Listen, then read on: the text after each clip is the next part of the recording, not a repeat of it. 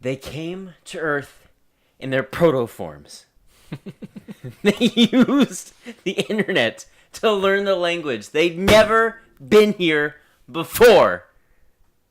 But Corbin, this movie got a standing ovation at the end. We're wrong. No! We're the ones who are wrong. It doesn't make sense. It doesn't matter. Oh! They applauded this movie and screamed their joys.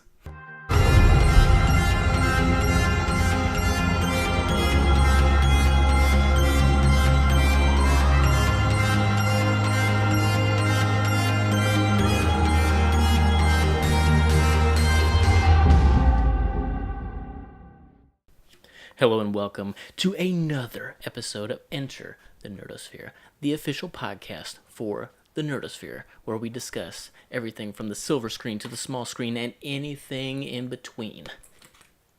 Tonight, today, whenever it is that you are listening, we're going to talk about the new Transformers movie because we saw an advanced screening. See these press passes? See these free t-shirts? Swag!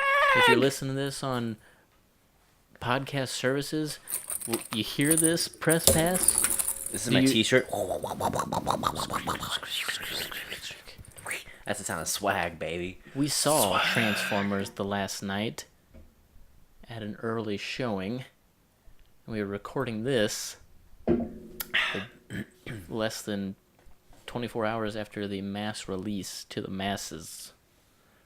So, But we saw it before you. we did. Tonight, today, or now, that's our topic. Yes. We're going to talk about it.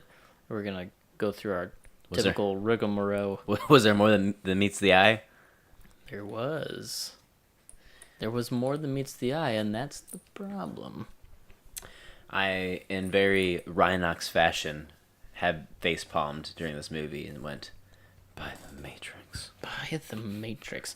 All right, so we are going to jump right into some numbers here, as per usual. However, I will warn you people that the numbers here are going to be a little bit different. Normally, we do a review podcast after opening weekend, so we have full opening weekend numbers. Now we really only have like the few advanced screenings that there were, and then, like I said, this is night number 2. Like, as we're sitting right here, people are going to see it, maybe. So, domestically, it has made $15,658,535 in roughly 36 hours. So, I read an article earlier. I believe it was Forbes. They were projecting that the opening weekend would only pull in about 70 million. So, which isn't very good. But the past two movies, at least, have really shown internationally. Yeah, the international market, they're still projecting it to just explode over there. So, it has not released over there yet. We don't have any numbers for it. So, that's a little bit quicker than usual. Not as whole lots to discuss there. Let's jump into our critics. I was going to say, I feel like it seems to be like the fine line of us trying to figure out when is the best time to do a review. Because you want to do a review on the hype train when it's there, right? Mm-hmm. But you also want to be one of the first people to have a review, in which case you don't have a whole lot of tangible numbers. And then if you want to have a good, hefty number to talk about and speculate about performance, you would then have to do it after the first weekend, so you're one of the last reviews coming out, but you have the most to talk about. So it's very interesting to figure out what is the actual best time to do a review. I was just thinking the same thing, because normally we kind of kick ourselves a little bit because our reviews go out like after opening weekend. It's after all the hype has kind of died down a little bit. But, now that we're doing it, like, in most cases, probably before people have even had a chance to see it. Right. And we don't really have the true opening weekend data numbers to talk isn't about. even halfway through, and we're recording this. Yeah. Because we saw it so early. But anyways, as per our tradition, we go to Metacritic and then we go to Rotten Tomatoes. The Metacritic score is a whopping 27 out of 100. I will say, though, real quick, the very first review on here is from The Telegraph by Robbie Collin, and he gave it an 80 out of 100. Robbie, what doobie you smoking? He says, what you doing over there, boy? and I quote, "If you're not staggered by the technique on display here, the stuff that sets Bay's work miles above Fast and Furious's, X-Men Apocalypses, and Tom Cruise chasing mummies of this world, you're not paying attention." Okay, I will say If he's comparing it to those movies, then yeah, okay. I see you, Robbie. However, just in general, we're talking about everything, boy. yeah, we got to compare it to everything. Let's look at one of these really bad ones. Because all those other movies. Oh, A 0? The Globe and Mail, Toronto, Barry Hertz. And this is a 0 out of 100 score. How is it even possible? I don't know. And I quote, "It is not so much lazy filmmaking as it is very expensive, as it is a very..." Sorry. I can't... I'm sorry. "It is not so much lazy filmmaking as it is a very expensive middle finger to common sense and the basic concept of entertainment." So there's some two staggering opposites for you folks. While I see what Robbie is saying, that 0, that's on the nose, man. Yeah. Maybe this should be a new thing. I kind of like this. Okay. User score, 3.4 out of 10 average. Let's read a 10 out of 10 here from Useful Matauser? Useful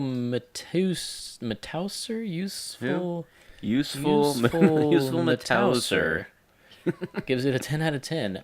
And I quote, "No one goes to these movies expecting political satire, smart humor, or pretentious kino. These movies are violent, over-the-top sci-fi action flicks about robots wrecking other robots. And the 5th installment of Transformers keeps this silly trend going strong. Thank you, Useful But I really just get over the fact that he wanted to save the day using physics. Here we go. But then broke every law of physics. Here we go. VGM Kyle gives it a 0 out of 10. So we're doing another stark opposite here. And I quote, "If Mark really cared about building his brand," Mark Wahlberg, "which seems overly important to too many actors, this film would have been better. As a talented guy, it seems like he would have cared more about his performance, even if it is a crap movie. My second question is, are these movies horrendous on purpose? Yes." Okay. That gives you a little insight into both critics and fans out there. Let's hop over to Rotten Tomatoes. It is a... Is it fresh? No, it is rotten. 15%. It's got 19 fresh reviews, 104 rotten reviews. That's not very many reviews. Only 123 reviews counted. Tomato meter usually counts a ton more than that. Also, the difference between that is far apart from the King Arthur. Just want to point that out. That King Arthur was up here in the 80, upper 79%. Critics give it an average of 3.2 out of 10, according to Rotten Tomatoes. 64% of the audience liked it. 3.5 out of 5 out of 24,000 user ratings. Is that Stonehenge on the poster? It is. I've never seen that poster before. We'll get into that later. Me either. So yeah, okay. So that takes us out of the data numbers. So let me just pull up this just so we know what her name is. Who? That girl. I know we're gonna end up talking about her, so I wanted to know her name. Which Isabella Moner. Her actual name is Isabella? With a Z? No, her movie name is with a Z. Her real name is with an A or with an S. Must have been ironic. An inside joke that the audience was not in on. Yeah, maybe. All right, so typically we jump into music. You always kind of head this, so why don't you repeat what you said on the way to the movie? Okay, well, Steve Jablonsky And this is kind of interesting to me. He has been the composer for all 5 films. He has. Usually, I feel like in a series like this, at this point in the game, a composer would come in and out at some point. I mean, it's not Star Wars talking about; it's just Transformers. That being said, Steve Jablonsky in this. Steve Jablonsky's scores for the Transformer films, for me, have been spot on. I have loved his scores, and I have often said that I feel sad that his score for Transformers is put onto this Transformers.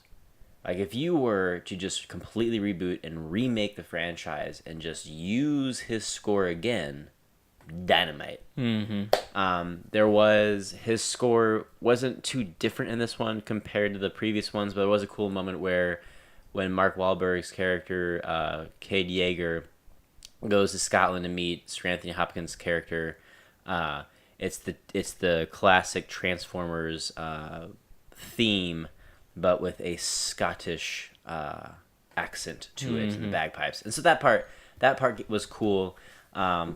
Any time that the movie makes me want to throw up, the score gives me chills. So it's actually a very interesting, euphoric experience that I have in the theater when I see these movies. Well said. Thank you. All right, so if this is your first review with us, we will briefly talk about several things: story, characters, cinematography, the quality of the acting, things like that. Spoiler free. So that way you get to see. You can see our general impressions. Should you go see it? Should you not? Is this for you? Do you want it? Then we will give you a warning, and then we'll dive deep into spoiler territory. You can listen if you want to. If you don't want the movie spoiled, then you can click away, go see the movie, come back. Don't click away yet. We'll let you know. We'll let you know. We'll let you know when it's gonna. If you haven't clicked away already, you can keep on watching. But like a great date, maybe you won't see it coming. Oh my gosh, not here, Corbin. Surprise! No. Wow! Don't bring that Corbin here. This is spoiler. Spoiler alert, my brother talks really inappropriately sometimes, and it is the worst. That wasn't even that bad. I know, but it's starting and you need to stop. I'm all giggles right now. I can't help it. Alright, let's get into the story. Speaking of giggles, let's get into the story and writing. Ooh, can I do my context leading up to this movie? Yes, we are going as presented by the Nerdosphere co-founder Corbin. We are gonna give you a background synopsis up until now of the Transformers Cinematic Universe timeline, and take it away, Corbin. Transformer 1, debuting in 2007 thanks to Michael Bay and Steven Spielberg, saw the Transformers, the Autobots and Decepticons, enraging in a civil war. Now, what brought the Transformers Earth, you say? Well, I'm going to get right down to that right now. Optimus Prime, having possession of the Allspark, which is the device that gave the Transformers life, jettisoned it out into space. Make a note of that. The Allspark gave Transformers life. Jettisoned it out into space, so Megatron could not use it. What did Megatron do? He followed it out into space. Both landing on Earth, into the Arctic Circle, being frozen. 1895. He is found by Archibald Witwicky, Shia LaBeouf's great-great-grandfather. When he finds Megatron temporarily is reactivated, scans the coordinates of the Allspark into his glasses. We're jettisoned forward into the plot. The Hoover Dam is built to encapsulate a frozen Megatron. All of the technology that we know today we have because it was reverse engineered out of the Allspark. Megatron breaks free because of shenanigans. Wants to use the Allspark to transform Earth's technology into his own minions to enslave humanity. That is the first Transformer film. Megatron is destroyed after Shia LaBeouf shoves it into his chest. Boom. Done. Moving on to the second Transformers. The year is 17,000 BC, and the Seven Primes travel the galaxy to create Energon with star-absorbing machines named Sun Harvesters. The Primes follow a rule, never destroy planets with life. However, one of them, Megatronus Prime, later known as the Fallen, defies this and establishes the Sun Harvester on Earth. He is confronted by the other Primes, who imprison him before he can harvest the planet's sun with the Matrix of Leadership. The Primes then sacrifice themselves to hide the Matrix in an unknown location. It's the Great Pyramid of Giza that holds the Harvester. Optimus Prime, being a Prime, is the only one who can kill the Fallen. And that is the story synopsis of that. So, we have Megatron landing on Earth with the Energon with the Allspark in 1845. We have in 17,000 BC, Seven Primes apparently were on Earth fiddling around doing stuff. So there you go, the second one. The third film, The Dark of the Moon, playing upon the Dark of the Moon conspiracy theories. In 1961, the Ark, a Cybertronian spacecraft carrying an invention capable of ending the war between the benevolent Autobots and the benevolent Decepticons, crash lands on the dark side of Earth's moon. The crash is detected by the Earth's NASA, and President John F. Kennedy authorizes a mission to put the man on the moon. To cover the investigation for the spacecraft in 1969, the crew Apollo 11 lands on the moon. Now, the device that is on the Ark is a space bridge. And what does Sentinel Prime do? He tries to use the space bridge to bring Cybertron to the orbit of Earth. And then they're going to use humanity to enslave them and then rebuild Cybertron. That is the plot of Dark of the Moon. Moving forward, we have Age of Extinction. 65 million years ago, an alien race known as the Creators used devices called seeds to terraform planet Earth, covering it with an alloy called transforminium. In the present day, geologist Darcy, that's just the political stuff of the film, a corporation uses transforminium to create transformer clones, drones, human-made transformers to fight alongside them. A surprise, it backfires in their face. So the creators who created the Transformers, even though the Allspark gave the Transformers life, came to Earth, terraformed with transforminium before the Primes came to Earth to harvest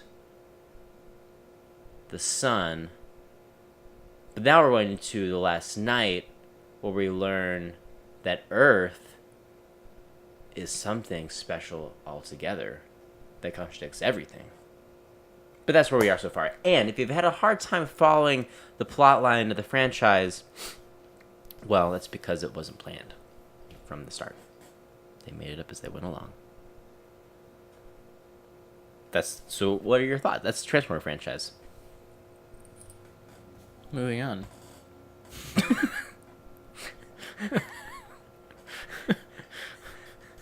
Good God.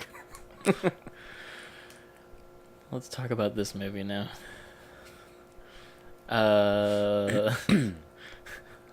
Okay, so things that we can talk... Like, you just totally derailed the podcast with all that. Oh my God. So this movie opens up. It is basically now humans versus Transformers. There is a new world organization called the TNF, and Transformers have been declared illegal. That's right. A living being has been declared illegal to exist, I guess. So what do you do to an illegal Transformer? You kill them. That seems harsh. They're illegal. They're You are illegal. Death. So that's the setting of this movie. So It's the political the climate. world is kind of it's not necessarily in shambles, but Transformers keep falling to Earth from across the cosmos, just like comets crashing into everything. The TNF is like trying to keep them round up. We find out later that there's like this prison that they keep some of them in. Other ones are living off the grid. Apparently, if Prime was on Earth, this wouldn't be going on. They kept that's what they were saying. Like, oh yeah, we wish Prime was here too, because this wouldn't be going on. Like, apparently because he's not there, it's just mass hysteria. Well, they insinuated because there's no leadership on either side now, that it's just chaos. So there's no Prime, there's no Megatron, so everybody's just like going nuts. and I don't know how much deeper we can get into it without like Well, spoiling anything. there are Optimus things. is like going way out into space to find his creators and make them pay for being Right. Which also, in Poodheads. Extinction, he has the seed. So Lockdown in Age of Extinction is contracted by the creators to go to Earth, find the last seed, and bring Optimus Prime to the creators. I'm saying creators really weirdly. But Optimus Prime obviously overcomes Lockdown, takes the seed, and essentially just does what Lockdown was sent to do anyways, and goes after the creator with the seed. But we never actually, they never talk about the seed ever again. No, they don't. So I mean that's the synopsis, and then as you may know from the trailers, Optimus is not quite himself for some of the movie, and a world-ending event occurs, and everyone has to try and save it or stop it. Now, I think there is a way that we can finesse around this and talk about what was in the trailers. So we know that the Transformers have been around for a lot longer than we realize. They've been around since World War II. They've been around since the Dark Ages. There's strong ties to the Arthurian legend. King Arthur and the Knights of the Round Table have strong ties to the Transformers. Again, all this is done in the trailers and in the TV spots and on their Facebook pages, so it's nothing that you don't already could potentially know. The biggest thing that gets me is Bumblebee in World War II. Again, that's not spoiler because they did that on their Facebook marketing. Which, as we have said before, they come crashing down in the very first movie in their proto forms. Using our internet to learn use language. the internet to learn the language. Never been here before. That's the first time that they've been on Earth. They take earthly vehicles as their alternate forms. But apparently Bumblebee was also here during World War II, and Hot Rod also, I guess. Yeah, because he was in those flashbacks. We assume he looks like Hot Rod, so yeah, that's kind of the general story. We'll get more into that, into the spoilers. It's a shaky story. If we're gonna just talk in generalities and our thoughts on it, it's there's a lot of hints at what could be cool, deep Transformer lore. Yeah, They're just really cool. Like it's scratching the surface of something that just could be awesome, but they never quite go after it, and the story is just riddled with bad dialogue. The editing is quick and choppy. A lot of times it's discombobulating. Like it takes you just a split second to realize, okay, a lot of time has passed, or okay, now we're like way not over just here. that, but the gaps in time between each film. Did you know that there was a 5-year gap between Transformer: Age of Extinction and Dark Side of the Moon? And Dark of the Moon, that was the Battle of Chicago, and that Isabel girl survived the Battle of Chicago and have been living there ever since. And she's 14 years old. And So she would have been 9. Well, so there was 5 years between Age of Extinction and Dark of the Moon, and there's 2 years between this movie and Age of Extinction. Just thought it was interesting too. There's a lot of time gap that they don't even talk about. So it's just, I mean, it's a typical kind of Michael Bay movie with, it's just like high octane. Everybody's just so intense all the time, and All the time. it's like I said when we came out of the theater. It's almost as if Michael Bay walked into the writers' room and said, "Give me some cool ideas for how we can tie conspiracy theories into Transformers," and then he said, "I'll take them all." There was, I can't talk about it right now, but there was that one moment when the twist started to happen, and it happened so fast that you literally said out loud, "What is happening right now?" I was sitting in the theater. I was like, "What's going on? Is this really happening?" It's so nonsensical. Now there are great set pieces in the film. So Cogsworth, who is a Transformer that works alongside Anthony Hopkins, is a great. Oh, Clydesdale. Clydesdale? It's just Cogsman is his name. yeah, it's Clydesdale. He looks cool. He added some pretty good humor. I like the stuff that he was in. If we're gonna, since we're the majority of this podcast is us berating this film, some positives. 5 films in the franchise, we're finally getting Transformers that look distinctive. One of our Hot biggest, Rod looks really good in this movie. yeah, some of our biggest pet peeves of the Transformer franchise is like, I would rather my Transformers look blocky and resemble the Transformers they are from in the source material Well, than have simpler just is like better. They're metal so shards. overcomplicated in these movies. It's just hard. They're hard to look at, and most of the time they're just gray, and you can't even like when they're transformed. It's Right. bland. You can't really tell what's going on. Like when they were talking about the Bumblebee sequel, we now know that's set in the 1980s on Earth. But before, when they said prequel, I was like, why would you want to show us anything on Cybertron? Because the world you've created is so hard to look at. It's all on grayscale. It's like it's gray and sepia. It's metal on metal. Everyone's made up of metal shards. It's like giant garbage disposals in a junkyard. It's just very frustrating. But like I said, positives. We are moving towards a Transformer they've looks... simplified. They continue to simplify Optimus. Bumblebee's basically stayed the same, except I think he's gotten more yellow as time goes on. And the newer Transformers, like the newest one in this movie, which is Hot Rod.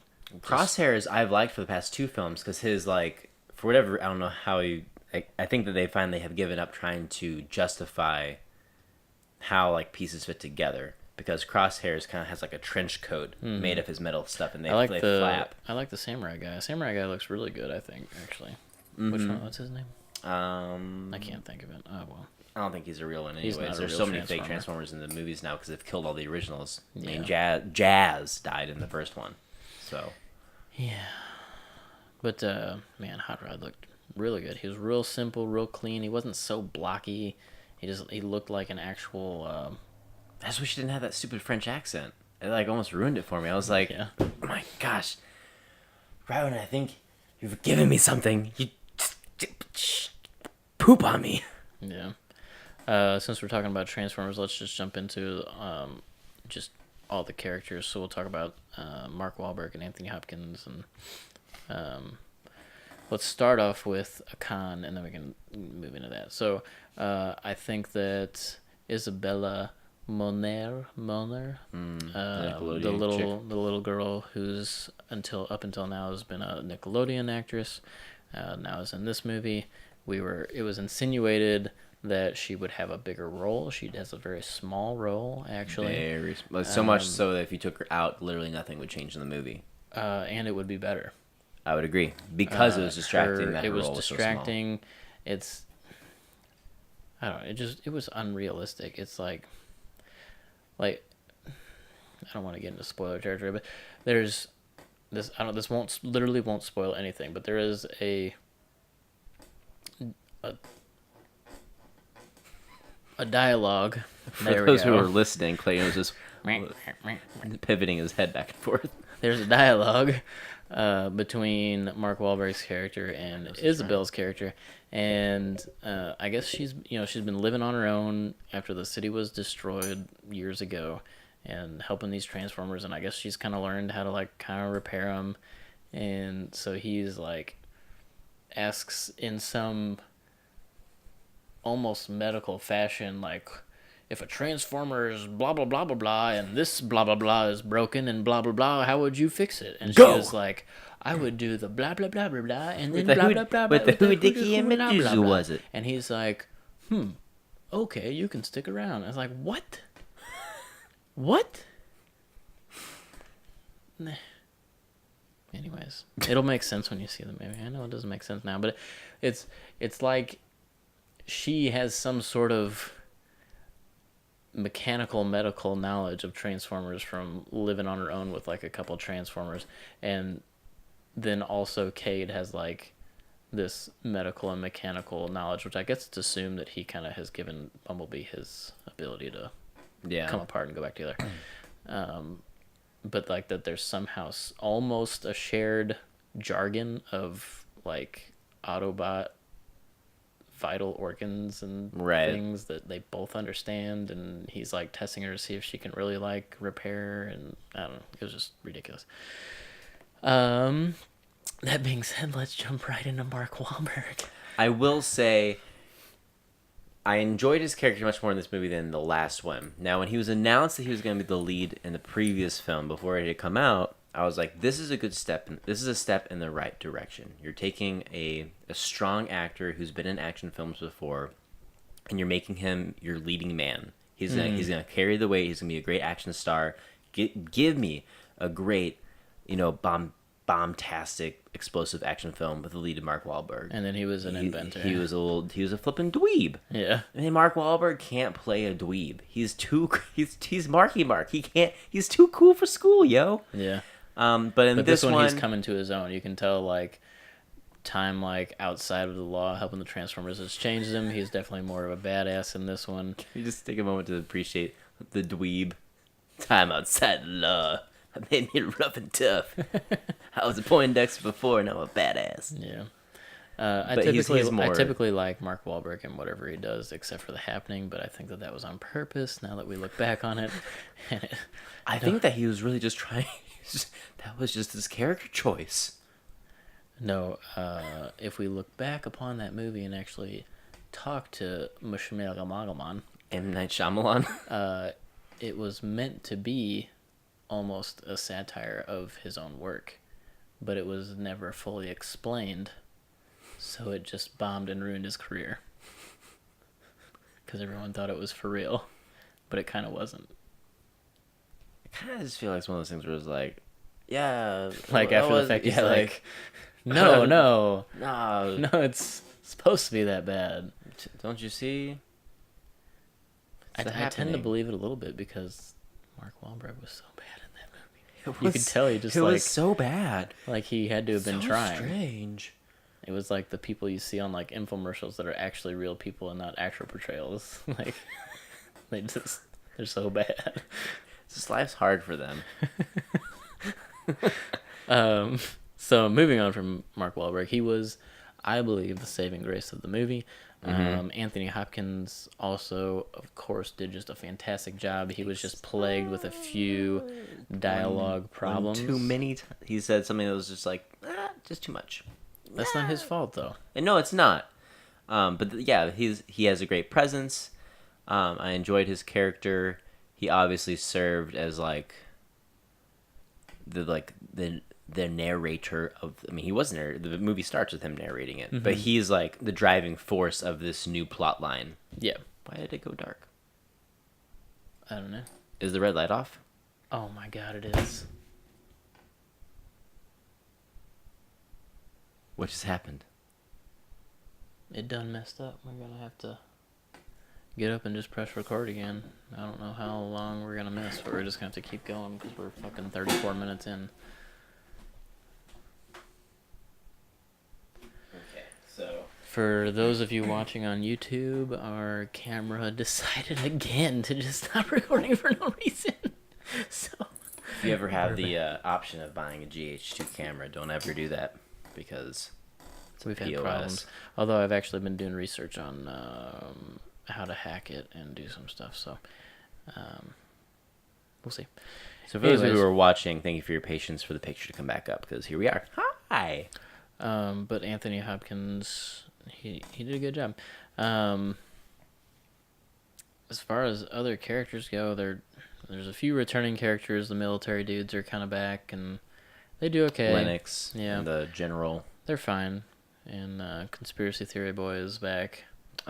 Simmons. Yeah. From Sector 7. That whole thing was pointless. He's living in Cuba with all the illegal Transformers. Yeah, Transformers. Castro is take them in, said it's okay to live there, so he's there with like one of the Transformers that we've never seen before, but we see like 3 times in the film. Playing soccer or whatever in the streets. Let's just real quick before we get into our final thoughts and no spoiler talk, because we've already been rambling for 30 minutes. And we still have to go into spoilers. And we'll try to do spoilers quick because we don't need to do a flipping hour podcast on Transformers. It's gotten too much. Michael Bay.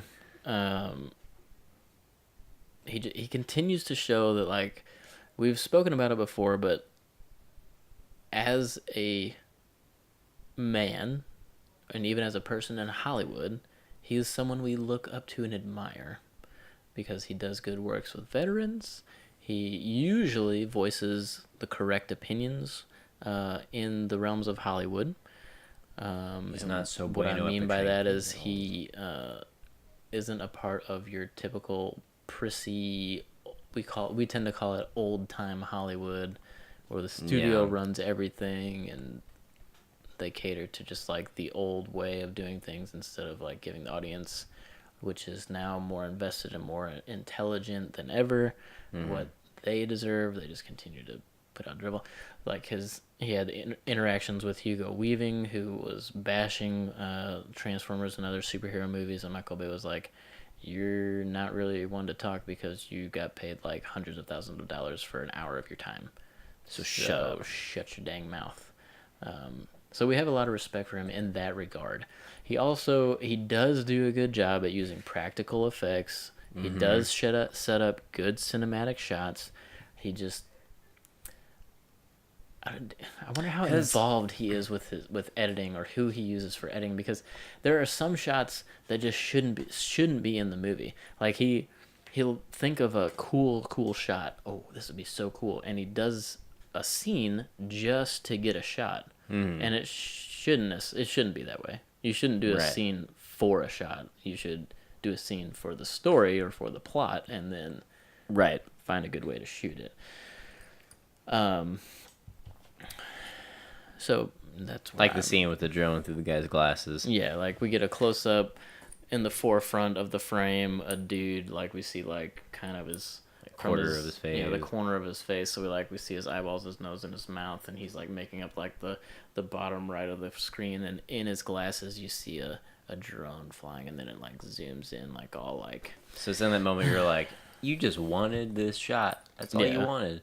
When you're sitting in a movie theater and you think, you really just wanted to shoot that, and there's no other point to it, you got a problem. So those are some positives. However, like we said earlier, there was some issues with the editing. It was a little too fast paced at times, jumping around. It's okay to pull back. It's okay to pull back. It's okay to pull back. Let us get to know the Transformers. That still has yet to happen. Yeah. I want to know really how involved Michael Bay is with the story. Like, really, how involved is he? I mean, they've all been crap. I know. And he's the common denominator. The writers have rotated in the films. I mean, that's true. So he must have. He has to have some sort of say. Yeah. So, final thoughts. Final thoughts. We saw this movie in IMAX in 3D. We saw it in its truest form. Yeah. Don't see it. I mean, if you're. Don't see it. No. Again, everyone in the theater was yelling and applauding at the end of the movie. So I feel like if you're a fan already of these movies, you will probably enjoy this. If you want literally mindless action and entertainment, this is probably for you. If you are in any way familiar with the previous movies' plot points or old Transformers lore, you will not find enjoyment in this movie. However, yeah. It's a pile of dung, is what it is. I tweeted out after we saw the movie that there's a good movie underneath all the shit. Yeah. And it's just unfortunate that there's no way to reach that good movie. The shit's just too deep. The shit is just too deep. I actually had tweeted. I feel like if you put on, like, in Jurassic Park, when Dr. Grant's lady, I can't remember her name. No one remembers her name, except for Macy, if he's listening anymore. He's read the books. Puts on the up-to-the-shoulder glove and puts her arm into the Triceratops poo. Yeah. You still wouldn't go to find the good movie. I had tweeted out that Transformers Last Night is the 5th film by Michael Bay. to shit on my childhood, but I come back each time like an abusive relationship. And that pretty much sums up the Transformer films for me. Yeah. So those are our final thoughts. We will now quickly jump into some spoiler talk. We don't want to take up too much more of your time because holy moly, we're at 42 minutes.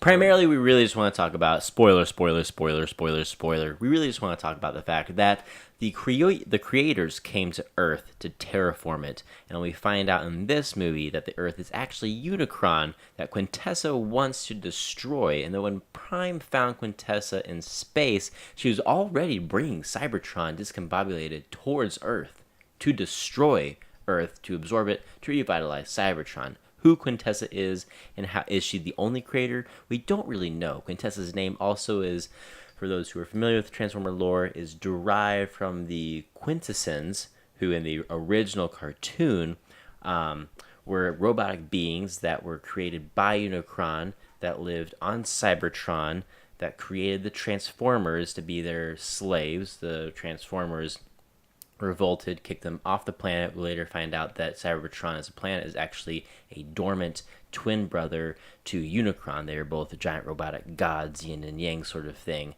And the Transformers lived on Cybertron, went to war together. The Quintessons, that's their role.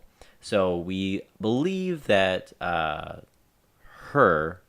name, which I've said, Quintessa, is some sort of retelling of those characters. Because Quintessa is very similar to also the planet that they're from. So I don't understand necessarily where the plot lines are really flowing, because it seems like Earth is pretty much like... It is a hub for the Transformers, but they keep coming here. But again, the creators terraformed Earth. Which is Unicron. It just doesn't make a whole lot of sense to me. And how does the Allspark fit into all this? The movie ends. We don't get really any context of who Quintessa is in the entire film. No. Prime doesn't show up till the third act of the film. And it's very rushed.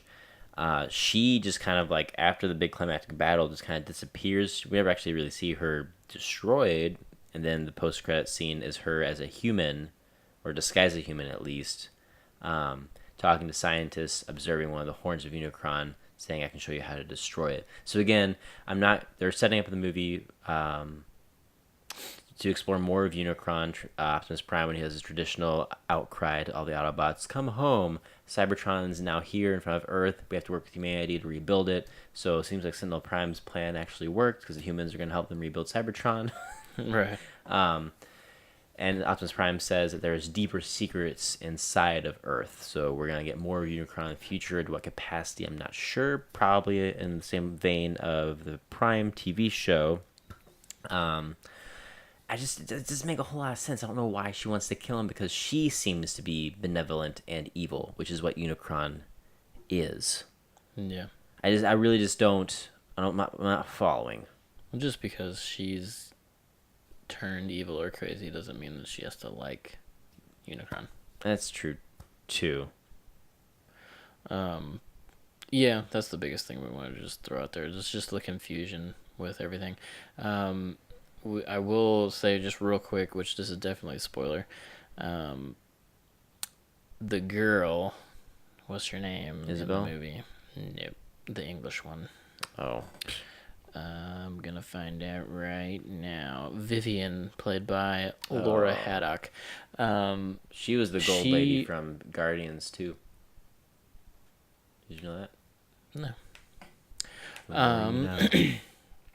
She was described by Anthony Hopkins to be the last living Witwicky. Witwican lineage. Exactly. Right. Descended from Merlin. Which is to imply that Sam Witwicky, Shia LaBeouf, is dead. Also his father. Yeah. Because she couldn't be described as the last if they were still there. Yeah, because they have a shrine to everyone, the Witwickens too, and his picture is there.